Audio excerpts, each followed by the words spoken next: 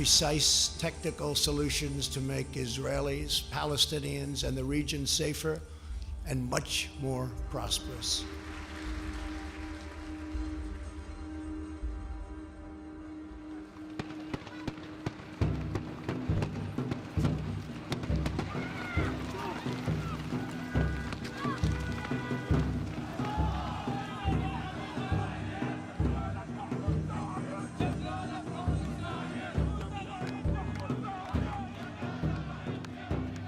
This deal is not a deal for peace or a peace plan.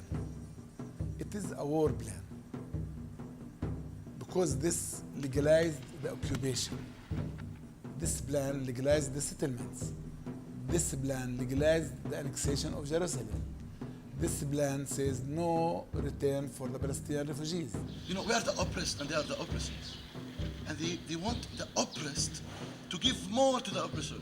They want the oppressed to be oppressed more. What would you do? You will just leave your houses for money, leave your land, leave your life, your memories, your history for money? بتوقع من الشعب الفلسطيني إنه راح يخلق نموذج جديد من المقاومة، مش راح يتبع للقيادات الوطنية زي دايما، راح يطالب مش بس ب 67% من أرضه، راح يطالبوا بكل فلسطين.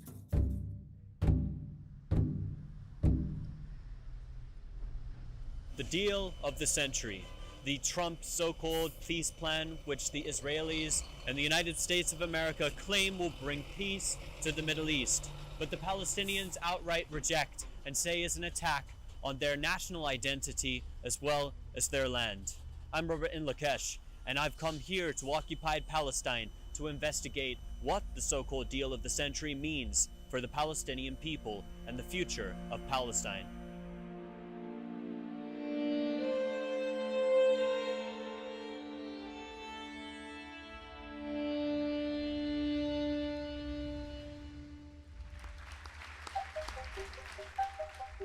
Following the official release of the controversial plan proposed to end the Palestine-Israel conflict, an escalation of violence ensued in occupied Palestine as Israeli occupation forces brutally attacked Palestinian demonstrators, only to strengthen the resolve of the Palestinian national resistance.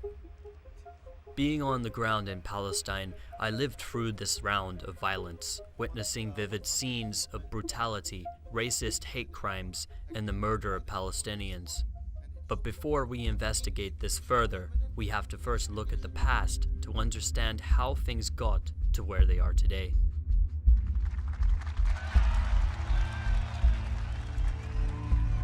The peace process between Palestinians and Israelis, as it is often referred to, was officially initiated with the signing of the Oslo Accords in 1993.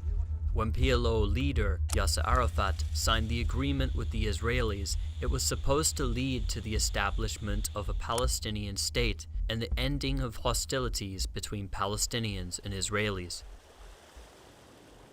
However, a Palestinian state, as well as peace in the Middle East, never came. Instead, the Oslo Accords had meant for the newly established Palestinian Authority that they had accepted an exclusively Jewish ethno-state on 78% of their historic homeland and received nothing in return.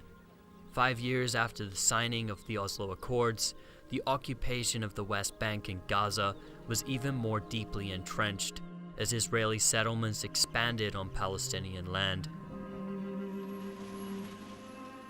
The only difference on the ground, as peace talks had been ongoing, was that there had been further theft of Palestinian West Bank resources, the besiegement of Gaza, and the bombardment of the Gaza Strip.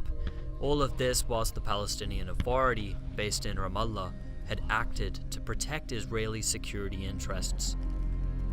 Then, following the second Palestinian uprising in 2000, the illegal separation wall was later built in 2002 in the West Bank, usurping approximately 10% of the territory, also collectively punishing 150 Palestinian communities who were disconnected from their lands, according to the human rights group B'Tselem.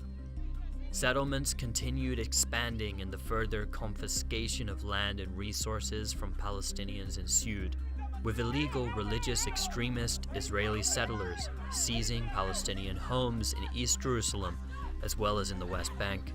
All of this being justified by the Israeli claim the Palestinian terrorists had to be subdued and Israel's security had to be protected.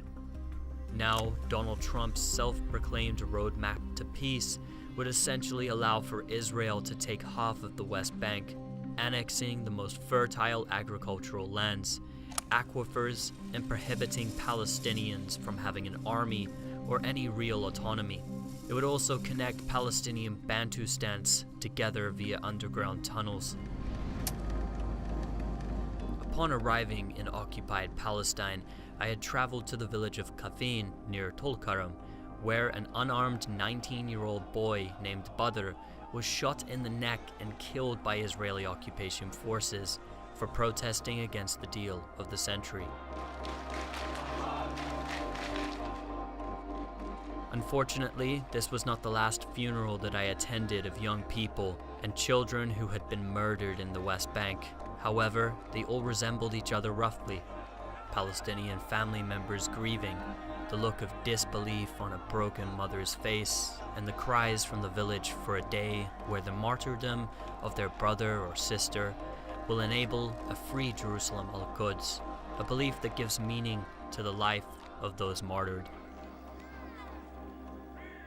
Al-Quds is at the heart of every Palestinian.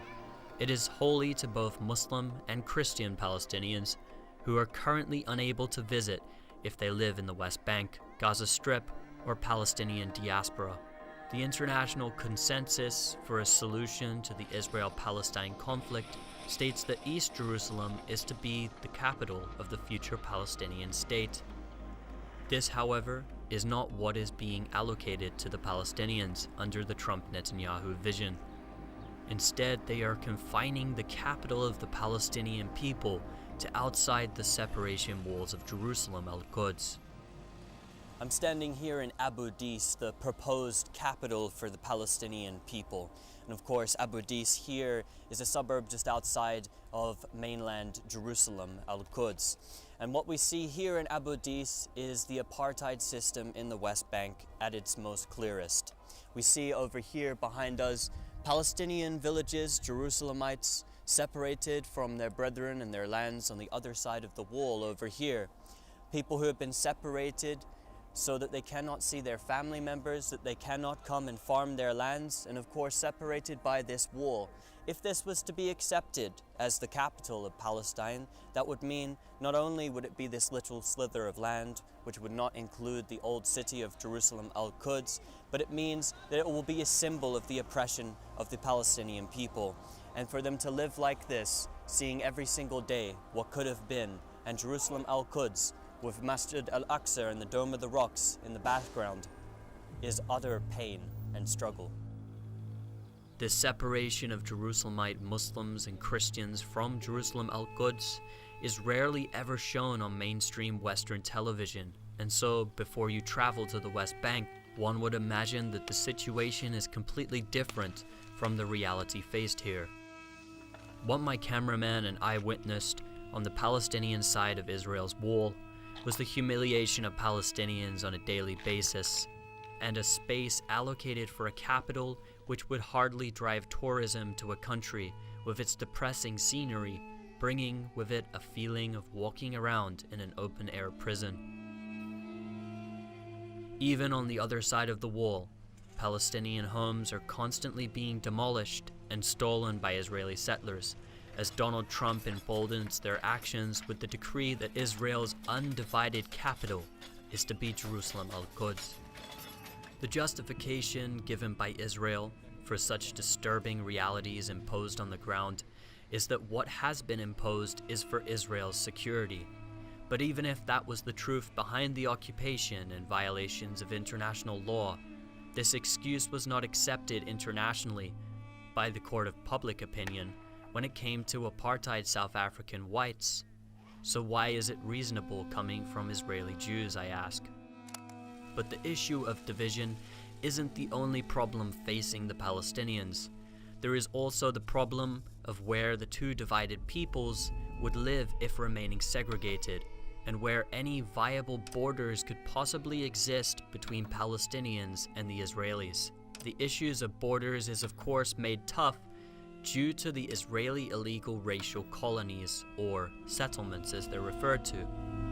Something that you cannot escape when you come here to the West Bank is seeing and witnessing how deeply entrenched these settlements are into the Palestinian land here. Currently, over 750,000 illegal Israeli settlers live on stolen Palestinian land, equating to a land grab of 40% of the West Bank. Due to seizure of land, Palestinians currently live in 165 disconnected islands surrounded by checkpoints, military outposts, closed military zones, and settlements. What is perhaps more disturbing, however, is the fact that one of the chief architects of what is supposed to be a peace deal, Jared Kushner, has direct ties to the funding of an illegal settlement named Beit El, with almost $100,000 that we know about. Kushner is also an open supporter of illegal settlements. Understanding that under Trump's so-called peace plan, settlements will remain in place, I traveled to occupied Al-Khalil, or Hebron as it's called, to meet with local human rights activist Isa Amro to learn more about what the situation would remain as in the heart of the illegal settler conflict zone. Trump plan is to make this permanent. Trump plan is about, legitimizing the settlements and legitimizing this apartheid and segregation and separation and keep me without any basic human rights. He's telling us not to film, but he is here. We are allowed to film. He's illegally because they don't want us to film their weakness and their truth. They don't want us to expose that Israel is an apartheid state, Israel is not a democracy, and Israel is not a state of law. It's the state of settlers, soldiers, and it's the state of apartheid and segregation. מותר לצלם מה? למה לא? מה המצלמה? מי אתה לצלם אותך? This is my home. It's not your home. This is my country. It's not your country. Okay, that is the truth here. Yes. This is a kindergarten, an outpost, and the Israeli army closed the shops. This used to be the gold market. Now it's their rubbish here. They broke into the shops, they stole it, and they occupied the rooftops, to make it comfortable for the Israeli settlers. A welfare life for the settlers on the expense of our basic here. So the street is closed. All the shops are closed by military orders and marked as closed shops. Look, it's marked, sealed, welded as closed shop. It was closed first 1994 after the Ibrahim Mosque massacre. And what justification do they give? Why do they say that they have to be closed? Do they give you a justification for closing it? Always, the false justification is security. The main reason for it, it's about confiscation and to have the Arab-free zone here. Closing the city center. It's the hub of the city, It's the heart of the city. They closed it and they control it and they drive here. We are not allowed to drive. We are not allowed to drive in our own streets. Our shops are closed. Our houses became empty. They changed the names of the streets from Palestinian Arabic name to Israeli Hebrew names. The road signs are only in English and Hebrew. Israeli flags here, they are taking our identity as Palestinian identity. And this system right here with the shops closed and everything happening, under Trump's plan, this would remain closed? It will remain closed. They didn't touch it. They didn't talk about it. The main entrance to the family is closed. The main road is closed. And we are using the fields to reach the house here. And the family is separated and isolated alone. And the army is occupying the roof. They have a military post on the roof. The family is not allowed to go to the roof. Yeah. And they are locked inside the house. And from time to time, the settlers come to the roof, throw stones, throw rocks, throw rubbish to the family without any help. Not only that, Palestinian ambulance is not allowed to reach here without a special coordination. So you skip all the emergency cases. So you are not only sieged by the army and the soldiers, you are sieged from any kind of basic human rights. We continued to film until we reached a military outpost, where we were at first instructed at gunpoint to go back because Palestinians could not walk on the Jewish-only street there. so we filmed secretly as I asked the soldier present why Isa and my cameraman Hamdi were not able to walk on the road. You want to know the answer is Jewish settlement. But It's not a Jewish neighborhood. The majority are Palestinian. okay, so if it belongs only to Jews, then is this not racism? This is illegal settlements under international law. They take this. Why not one person, one vote? Why not equal rights? Because this here is like in apartheid South Africa. If you went to apartheid South Africa, you would see the same thing. And so this is racism. And racism doesn't change depending upon where you go because of security situation. It's racism. That's it. I understand what you're saying, but yesterday, the day before, they were trying to stab people in the... Stab, but you shoot. And you arrest children. It doesn't matter. But does that justify hurting them, killing them, I don't occupying them? Nobody heard them. Crazy. The soldier I just engaged with refused to speak to me until I told him I was not a Palestinian, but many other soldiers had an even more negative attitude towards us, making it clear that Palestinians or any friends of Palestinians were not welcome. After witnessing the situation in Al Khalil, I then traveled to Ramallah in order to take part in protests rejecting the deal of the century. At this protest you're seeing alone, tens of protesters were shot and many others gassed, causing them to collapse and convulse. We have an attack here on a member of the press, clearly marked as press. Is of course a violation of international law, firing tear gas everywhere. He passed out unconscious. This man is marked as a press, and of course is not protesting. He's here to document purely, and he was targeted by the Israelis. After the demonstration, we found out following a visit to the Ramallah hospital that 4 young boys were shot with internationally banned bullets. 3 were hit in the legs and 1 in the head. The protests I witnessed, however, were just the tip of the iceberg. Other demonstrations were much more violent and led to the deaths of several young Palestinians. To find out more about why Palestinian people broke out into mass protest against the deal of the century, I met with the world-renowned journalist Jana Jihad and Palestinian icon Ahid Tamimi, both locals to the village of Nabi Saleh. So since the announcement of the so-called First deal of the asking century, Jana what she had heard, witnessed from since the Donald Trump, announcement course, is of the that Trump there plan. will be As you said, are getting killed, people are getting arrested. I'm facing checkpoints on my way to school every day. Like for example, yesterday, I was just going to my school and then there was this checkpoint. You know, the checkpoints here in the West Bank are not checkpoints. They're just a gate on the street. They usually close it, block the street, and then they go. They don't check the cars, they just block it. So like I had to take another way that takes me about triple the time to get to my school. I was late to my school. Even today we were stuck for 2 hours on the checkpoint. Every day since the deal of the century had been declared, you know, people, there are a lot of clashes, people are getting killed, people are getting injured, and it's very sad that we are paying the price of something that we didn't cause. What we heard from Donald Trump was that when this deal was initially announced, that there would be some sort of peace that would come out of this, and that the Palestinians would receive a great amount of money. I believe that legalizing what's illegal is not peace. Legalizing occupation, legalizing settlements, it's not what we call peace. And I don't care about money. I just want my land. I want to stay in my house. I want to go to the sea that I've never been to, which is only 30 minutes far from my house, that I can literally see every single morning from the roof of my house that I've never been to. That's what I call peace, but that's not peace, and I don't care about money. What if I came and told you I want half of America? I'd pay you, but I just want half of America. Like, what would you do? You would just leave your houses for money, leave your land, leave your life, your memories, your history for money? كمان الناس بطلت عارفة إيش بدها تسوي في حياتها.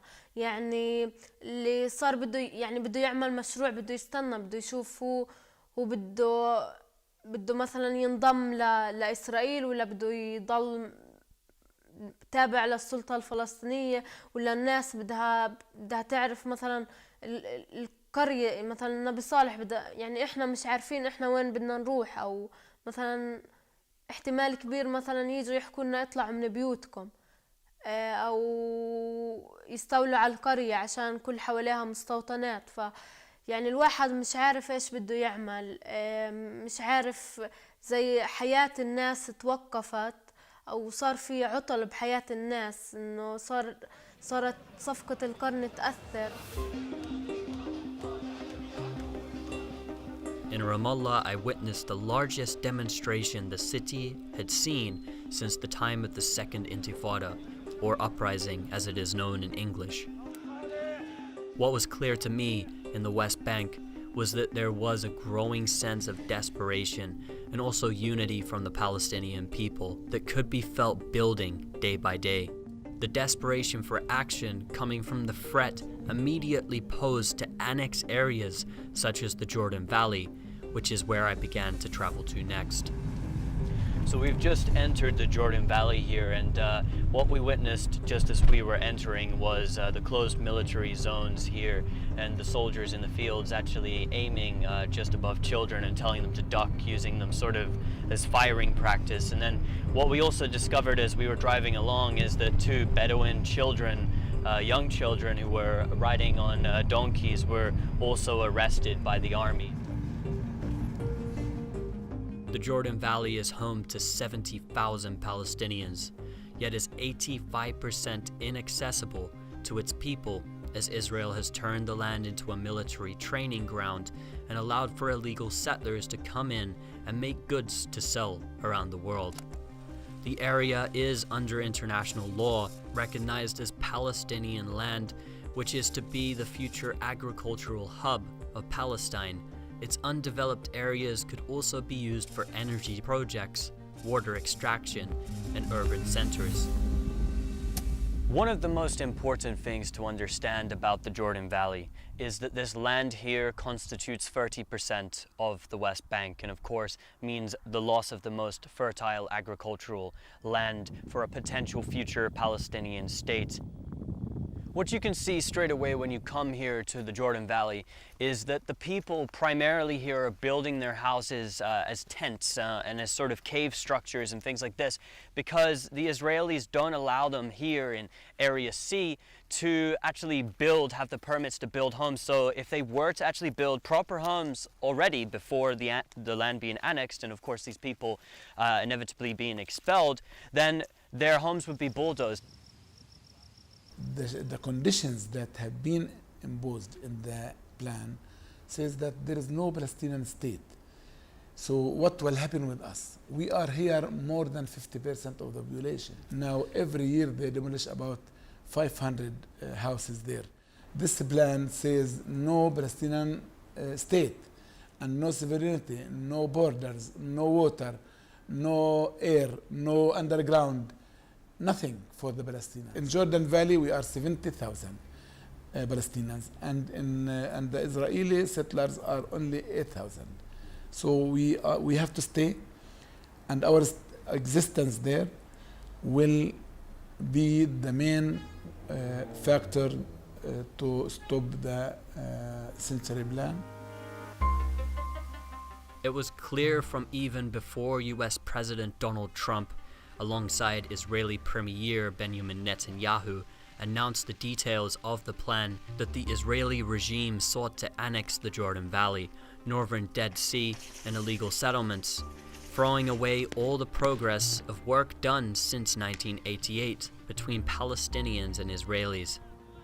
Looking on at the situation on the ground in Palestine, it was clear that a two-state solution looked impossible, and that a one-state solution where Palestinians could live with equal rights to Israelis was a long way from coming to fruition. However, the younger generation of Palestinians served as a great source of hope that one day liberation could perhaps be in sight. and that the failure of the old is now being replaced by a new vision for peace coming from the young.